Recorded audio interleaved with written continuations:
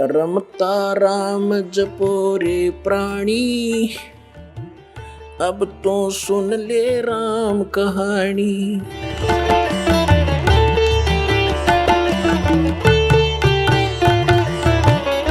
अब परमात्मा क्या बताते हैं कि शंखों लहर मेर की उपजे और कहर नहीं जा कोई, दास गरीब अचल अविनाशी, सुख का सागर सोई। वो सुख सागर है सतलोक, जहां अचल अविनाशी शाश्वत स्थान वो सतलोक है। और फिर क्या बताते हैं, जब तक आप सतलोक में नहीं जाओगे, परम संत तुम्हें नहीं मिलेगा, तब तक आप यहाँ काल की व्यवस्था की जितनी भी पूजाएं साधनाएं वेदों तक की कर रहे हो, या वेदों या अन्य जो साधना इस तत्व ज्ञान के अतिरिक्त कर रहे हो, उनसे क्या प्रतिफल आपको मिलेगा।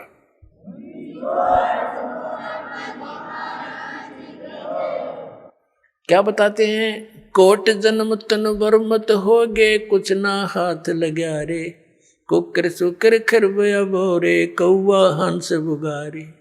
कोटि जन्म तू राजा की, ना मिटी न मन की आशा, भिक्षुक होके दर दर घूम लिया, मिला न निर्गुण रासा। इंद्र कुबेर ईश की पदवी, ब्रह्मा वरुण धर्मराया, विष्णुनाथ के पुर को जाके तू फिर भी वापस आया। असंग जन्म तन मरता होगे, जीवित क्यों ना मरे रे, द्वादश मध्य महल मठ बोरे, बहुर न दे धर रे। दोजक भिष्ट सभी ते देखे, राजपाट के रसिया, तीन लोक से तरपत नाही, ये मन भोगी खसिया। सतगुरु मिले तो इच्छा मेटे, पद मिल पदे समाना, चल हंसा उस लोक पठाऊं, जो आदि अमर अस्थान। चार मुक्ति जहाँ चंपी करती, माया होरी दासी, दास गरीब अभय पद पर से, वो मिले राम अविनाशी। अब क्या बताया है कि जो साधनाएं आप करते रहे सतनाम और सार नाम के अतिरिक्त, उससे आपको क्या मिला। कोटि जन्म तो भरमत हो गए, कुछ नहीं हाथ लगा रे, कुकर कुत्ता सुकर सुअर खरगदा, कुकर सुकर खरबया बोरे, कौवा हंस बुगारे। कोटि जन्म तू राजा की ना, कोटि जन्म तू राजा की ना, मिटी न मन की आशा, और भिक्षुक होकर दर दर घूम लिया, ये मिला नहीं निर्गुण रासा। क्या बताते हैं गरीबदास साहिब जी अपने परमात्मा को साक्षात देखकर। पुणात्माओं, आज का सारा ही सत्संग, यानी ये जो तीनों दिन का सत्संग स्टार्ट जहां से हुआ था कि परमात्मा कौन है और ये जन्म मृत्यु का रोग हमारा कैसे नाश होगा, इसका जब तक हमें प्रमाण नहीं होगा कि किन महापुरुषों का यू रोग कटा और उन्होंने कौन से मंत्र यानी कौन सी औषधि प्रयोग करी, तो तब तक हमें दृढ़ विश्वास नहीं हो सकता कि जिस उपचार को हम कराने जा रहे हैं ये हमारे को स्वस्थ भी करेगा कि नहीं। तो जब ये दृढ़ विश्वास हो जाएगा, फिर तो आप इस पर समर्पित हो जाओगे और यो काम होगा ही होगा, क्योंकि ये प्रमाणित है और हो चुका है। तो इसमें क्या बताया है कि साधों से ती मस्करी और चोरा नाल खुशहाल, ये तो मल अखाड़ा जीतेंगे भाई युगन युगन के माल। ये अच्छी आत्माएं जो युगों युगों से परमात्मा के चरणों में कोई न कोई संघर्ष करते हुए आ रहे हैं, उन्हीं में से आज सफल होंगे। जैसे पहलवान होते हैं, एक्सरसाइज करते हैं, एक दूसरे के साथ कुश्ती करके संघर्ष करते रहते हैं, तो जब उनका आमना सामना दूसरे रेसलर से होता है तो उन्हीं में से विजयी होते हैं जो सक्सेस पहले से प्रैक्टिस कर रहे हैं।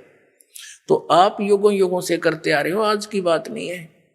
तो कहने का तात्पर्य यह है कि जो साधना हम कर रहे थे उन के लाभ होना था और होता रहा है। आपको तो पता ही नहीं, अब तो बालक हो, विद्यार्थी हो, टीचर ही मास्टर बताया करते हैं और डॉक्टर बताया करते हैं कि जो औषधि तुम खा रहे थे इससे लाभ ये नहीं होना था। तो क्या बताया है कि कोटि जन्म तू राजा की ना मिटी ने मन की आशा, भिक्षुकों के दर दर घूम लिया पर मिला नहीं निर्गुण रासा।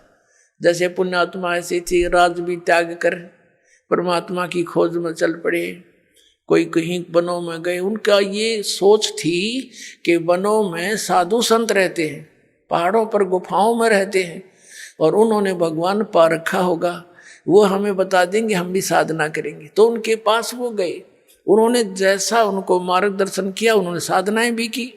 उनके द्वारा बताई गई साधनाओं भक्ति से क्या बेनिफिट हुआ? राजा बन गया, इंद्र का स्वर्ग का राज्य प्राप्त हो गया। लेकिन समय जब पूरा हो गया उस राज्य का, उसके पुण्य समाप्त हुए तो फिर पृथ्वी पर आ गया, फिर पृथ्वी पर राजा बन गया। राज का समय पूरा होते हुए फिर यहाँ पृथ्वी पर कुत्ते गधे सूअर की योनियां प्राप्त करके यहाँ भटक रहा है। तो क्या बताते हैं, कोटि जन्म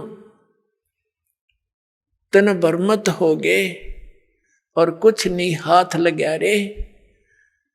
अब हम अपने जब तक सत्संग नहीं सुनते, अपने ही विचारों से, समाज के से सुने हुए उस ज्ञान से हम किस रंग में रंगे हुए थे, कोठी बना दें, बढ़िया कार ले लें और अच्छी प्रॉपर्टी बना दें अपने बच्चों के लिए। अब उसकी मृत्यु होगी, वो कोठी और वो कार उसके के काम आई? कुछ दिन के बाद बच्चे भी दुर्घटना से या कोई रोग से मर गए और कोठी वहीं रहेगी। तो कहने का भाव यो है, परमात्मा कहते हैं कि कोट जन्म तन बरमत हो गए, कुछ नहीं हाथ लगा रे। या मृत्यु होगी, पुण्य पाप के आधार से स्वर्ग और नरक में गया, वहां अपने समय जितना निर्धारित था स्वर्ग का पूरा किया, फिर नरक का निर्धारित समय पूरा किया, फिर 84 लाख योनियों को भोगने के लिए पृथ्वी पर, और पृथ्वी पर आ गया तो फिर कुत्ता बन गया। कुत्ते का समय पूरा होते गधे की योनि में, गधे का पूरा होते फिर सूअर की योनि में। अब यहां गरीबदास साहिब जी ने बताया है, आगे गए ना बावड़े और रहते भी सब्जा, बावड़े माने वापस आए, और रहते भी सब्जा, और बिन साहिब की बंदगी की तो ठोर ठिकाना ना।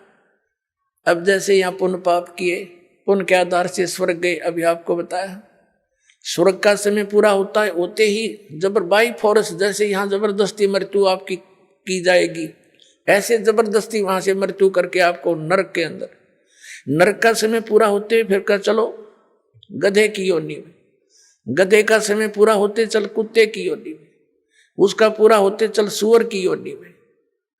तो पुण्यात्माओं, फिर एक टर्न वाइज एक नंबर एक मनुष्य जीवन फिर से मिलता है प्राणी को 84 लाख योनियों के कष्ट भोग कर। तो उसके अंदर अगर संत नहीं मिले और ये मार्ग नहीं मिला तो फिर वही चलो वो उसको लू में फिर गिर जाओगे। पूरा प्रोसेस है ये 84 लाख योनियों के अंदर घूमने का। तो इसके लिए बताते हैं कि कोट जन्म तन भरमत हो गए, कुछ ना हाथ लगा रे, और कुकर सुकर खरबया बोरे, कौवा हंस बगारे। कोटि जन्म तू राजा की न मिटी न मन की आशा, और भिक्षुक होकर दर दर घूम लिया, मिला ना निर्गुण रासा। आप सुन रहे थे जगत गुरु तत्वदर्शी संत रामपाल जी महाराज जी के मंगल प्रवचन। अधिक जानकारी के लिए विजिट कीजिए हमारी वेबसाइट www.jagatgururampalji.org। संत रामपाल जी महाराज जी के शुभ आशीर्वाद से पूरे विश्व भर में 500 से भी ज्यादा नाम दीक्षा केंद्र हैं, जिन पर संत रामपाल जी महाराज जी द्वारा ऑनलाइन निशुल्क नाम दीक्षा दी जा रही है। अपने नजदीकी नाम दीक्षा केंद्र का पता करने के लिए संपर्क करें 8222880541।